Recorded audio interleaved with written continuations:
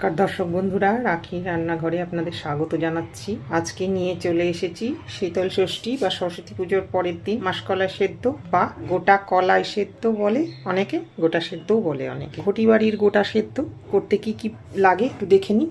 আমি এখানে 500 কলাই নিয়ে নিয়েছি। আমি 7টা সবজি দিয়েছি, আপনারা চাইলে আপনাদের মতো করবেন। আমাদের নিয়ম অনুযায়ী আমরা এটা দেখাচ্ছি। 7টা বেগুন, 7টা আলু, 7টা গোলকুল, 7টা মটরশুঁটি, 7টা শিম আমি এই হিসেবে নিয়েছি। এবারে এইগুলিকে আমি একসঙ্গে সব সেদ্ধ বসাবো। আর এই সেদ্ধটা আমরা নিরামিষভাবেই করি, এখানে কোনো মশলা যায় না, কোনো তেল যায় না, কিচ্ছু যায় না। সেদ্ধ হওয়ার পর পুজো হয়, তারপর এখানে নুন, কাঁচা লঙ্কা, কাঁচা সর্ষের তেল ছড়িয়ে গোটা সেদ্ধ খাওয়া হয়। এটা আমি হাঁড়িতে সেদ্ধ করব, কিন্তু কোনো নাড়াচাড়া করা যায় না। এটা হাঁড়িতে গরম জল হতে দিয়ে দিয়েছি। এবারে এক এক করে আমি এই সেদ্ধগুলো সব হাঁড়ির মধ্যে দেব। প্রথমে আলু দিয়ে দিলাম, কুল দিলাম, এক এক করে সব উপকরণই দিয়ে দেবো। কলাইটাও আমি এর মধ্যে মিশিয়ে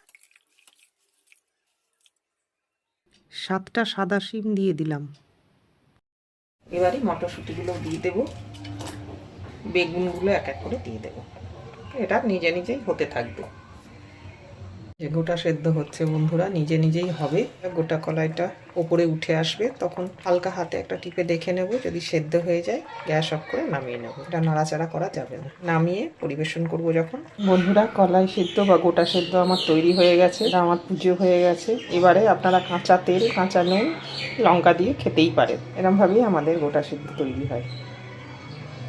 আচ্ছা, ফিরে আসছি অন্য কোনো দিন অন্য কোনো ভিডিও নিয়ে। আজকের রেসিপিটা এখানেই শেষ করলাম।